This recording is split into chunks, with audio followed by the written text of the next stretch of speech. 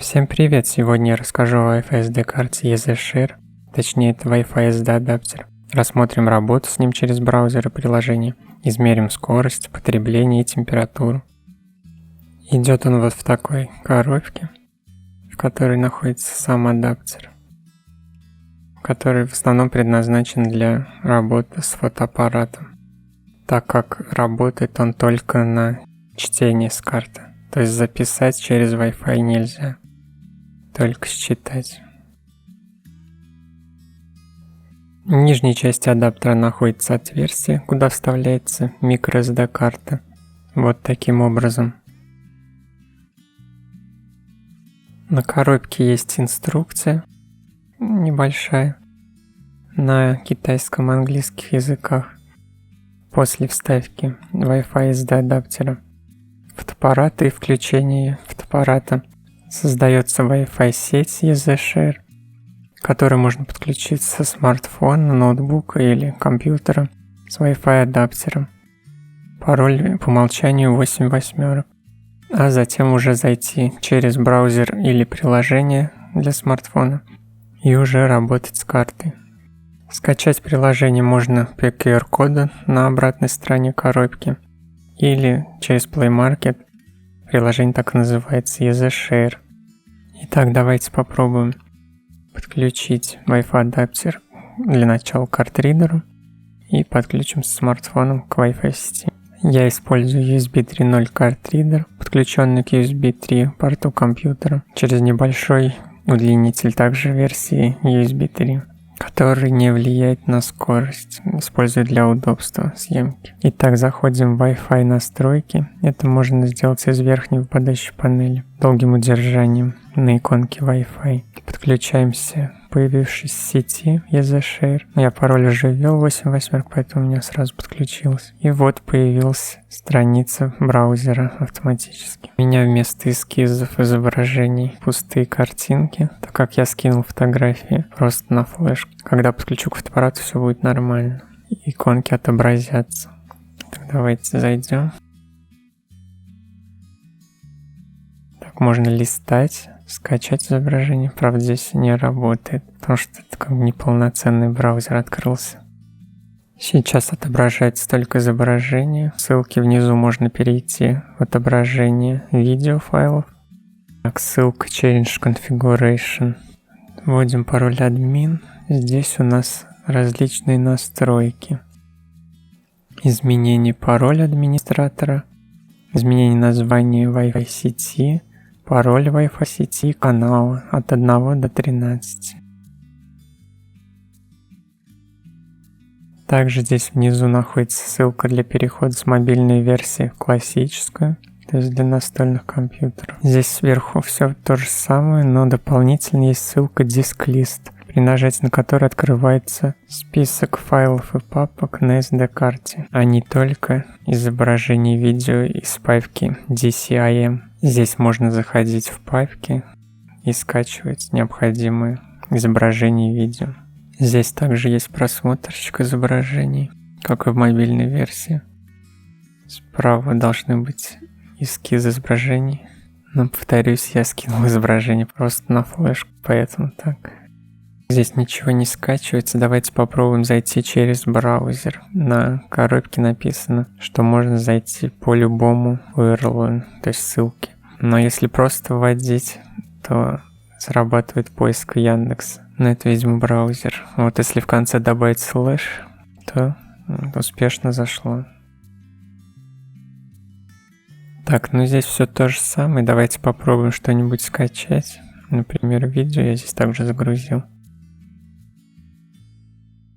Скорость, как видим, сверху 1,2 мегабайт в секунду. И через загрузки 1,1 мегабайт в секунду. Значит, примерно такая скорость. Откроем диск-лист по изображению.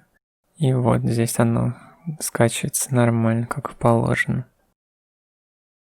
Здесь у нас еще есть поиск файлов какой-то. Давайте попробуем что-нибудь найти. Найдет ли по цифрам? Нет. По начальным буквам тоже не хочет искать. В итоге попробовал различные варианты, вводил звездочки и вопросительные знаки, ничего не работает. Получилось только при полном названии файла. Специально загрузил короткое название Image, и вот по нему нашлось. Вот такой поиск, как бы и не нужен особо. Вставил я карту в фотоаппарат. Давайте что-нибудь сфотографируем, посмотрим, как появляются новые файлы. Обновляем страницу, и появился теперь с нормальным эскизом изображения, то есть с маленьким изображением. Так. Вот, все нормально. Можно смотреть, увеличивать. Также RAW файл, без эскиза, то есть просто скачивать только можно. Сделал еще несколько фото, вот все отображаются как положено. Видео, правда, так, без эскиза. Вставил карту я снова в USB карт-ридер, чтобы попробовать, что будет, если что-то скачивать. Но в этот момент, например, фотоаппарат сохраняет фотографии. И вот, как вы можете видеть, скачивание останавливается. То есть фотоаппарату не мешает скачивание файлов, что довольно хорошо. Вот я остановил запись на карту, и скачивание само продолжилось. Посмотрим теперь работу приложения. Я его уже скачал. Давайте запустим. Здесь у нас появились изображения самого телефона. Так, в верхнем углу меню. Давайте посмотрим, что там есть.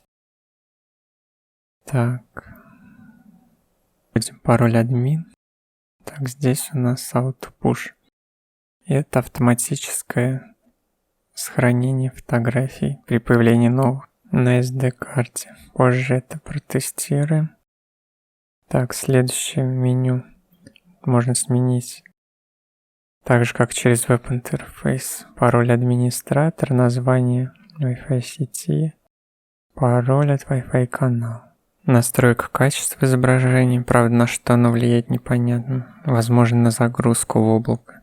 Так как сохранение и там есть еще делать коллажи, не влияет качество, я проверил. В папке куда сохранять изображение. Вернемся на главный экран. Внизу есть кнопка Download, нажав по которой мы попадаем в локальный альбом. Это сохраненные изображения или видео. Перейдем в карт-альбом. Это альбом карты памяти. Здесь можно выбрать медиа или документ.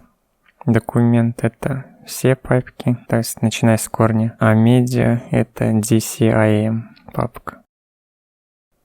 Здесь также можно просматривать изображения, скачивать их.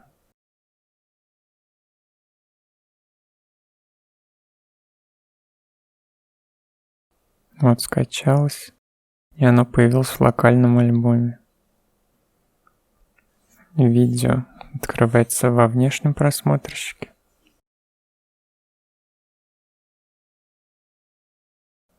После скачивания файла внизу появляется буковка N, что означает появление нового файла.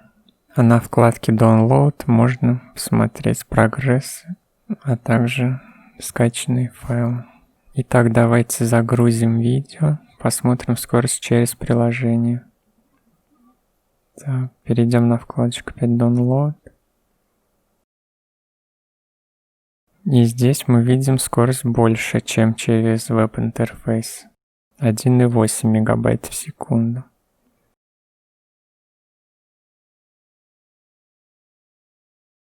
Вкладка Sharing, видимо, должна делиться фотографиями, но не работает, приложение вылетает или возвращается на главный экран.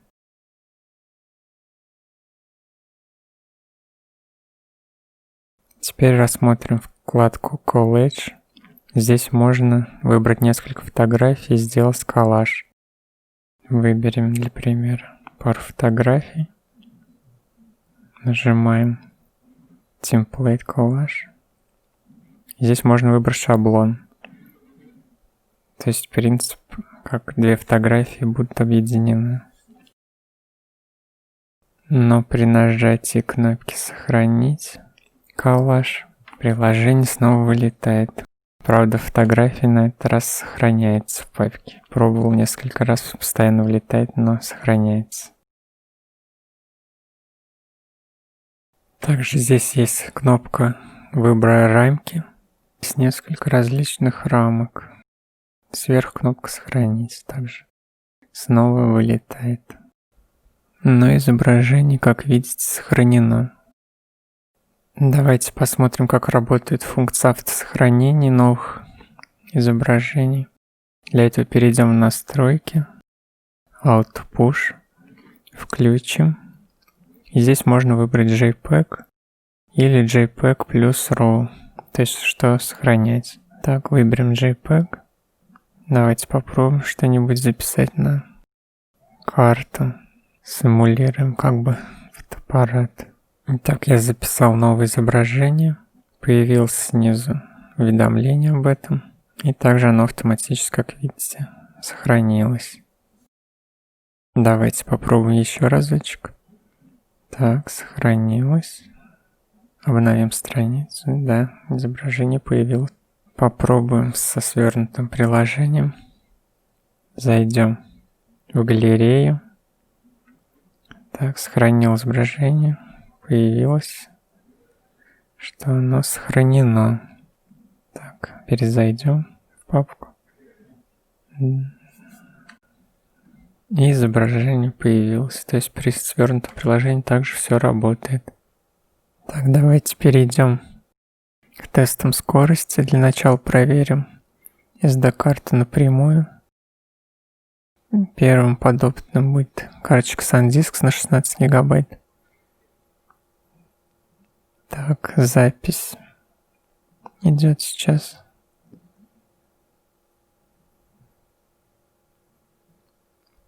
Так, 11,5 мегабайт в секунду. Запись напрямую. И чтение 46,8. Так, теперь через Wi-Fi адаптер. Та же самая SD-карта. Так, запись постепенно. Правда, у меня и было так. И напрямую без Wi-Fi не всегда скорость полная. Ну, сейчас проверим еще несколько SD-карт. Так, запись 9.96. Вот чтение уже меньше, как видите. 16,8. Ну, тоже нормально. Тем более фотоаппарат только в основном записывает чтение, если только смотреть изображение. Так, я вставил другую карту. Samsung на 32 гигабайта. Так, здесь запись 26,8. 26.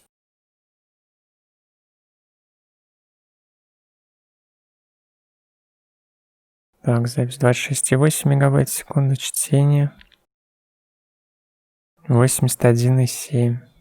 Так, теперь через Wi-Fi адаптер. Та же самая.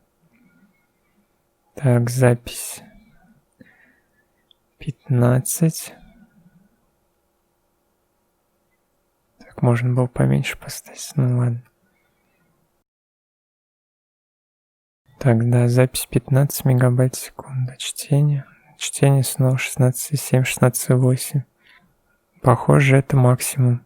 Сейчас еще третью флешку попробуем. Так, третья SD-карта на 64 гигабайта SanDisk. Напрямую, без Wi-Fi адаптера. Запись 43,5, чтение 76,8. Так, давайте побольше поставим, а то слишком быстро, чтобы поточнее.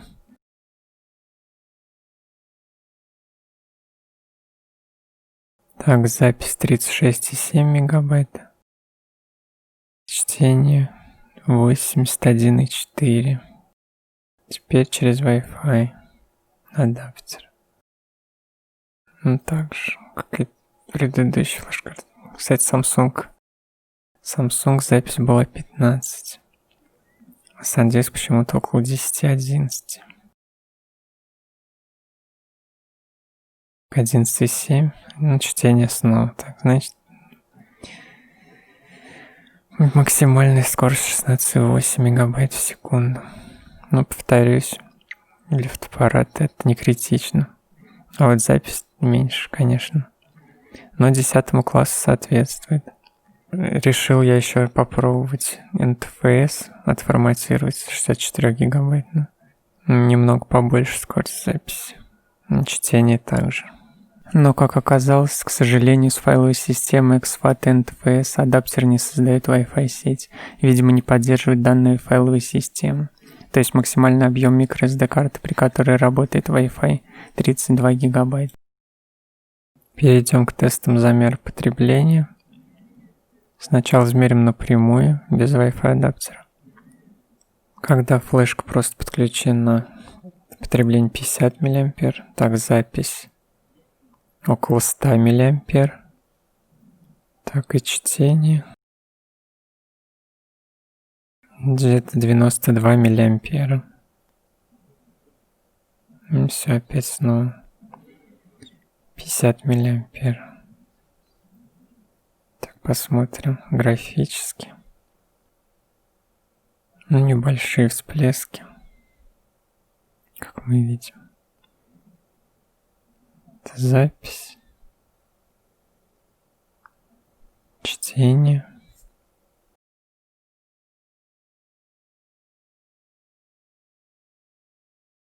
Теперь рассмотрим через Wi-Fi адаптер. Так, 155 мА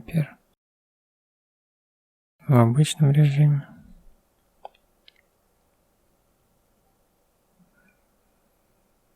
Около 206 мА запись. Так, запись. Теперь чтение. 192 мА.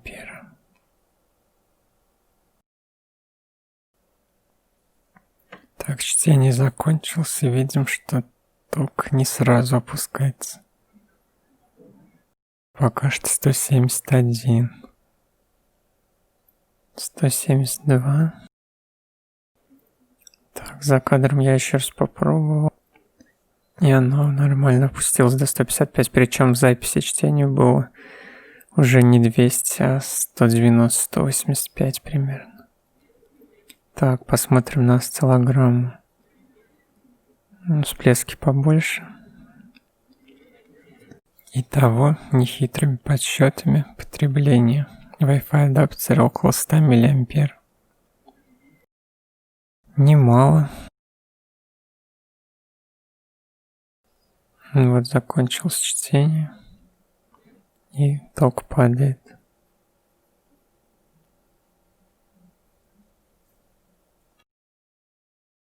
Проверим запись и чтение по Wi-Fi. Потребление примерно такое же, что и напрямую. То есть около 200 мА. А вот опять упал на 170.